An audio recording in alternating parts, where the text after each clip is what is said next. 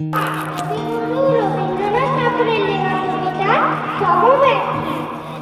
যদি খোকা না হয়ে আমি হতে পুকুর ছানা, তবে পাছে তোমার পাতে আমি মুখ দিতে যাই ভাতে।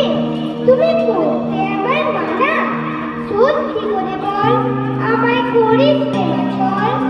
বলতে আমায় দূর দূর দূর, কোথা থেকে এলো এই কুকুর। যা মা, তবে যা মা, আমায় কোলের থেকে নামা। আমি খাবো না তোর হাতে, আমি খাবো না তোর পাতে। যদি খোকা না হয়ে আমি হলেন তোমার দিকে, তবে পাছে যাই মানিয়ে আমায় রাখতে শিকল দিয়ে। সত্যি করে বল আমায় করিস না চল। বলতে আমায় কত ভাগা পাখি, শিকল কেটে দিতে চাইলে ফাঁকি।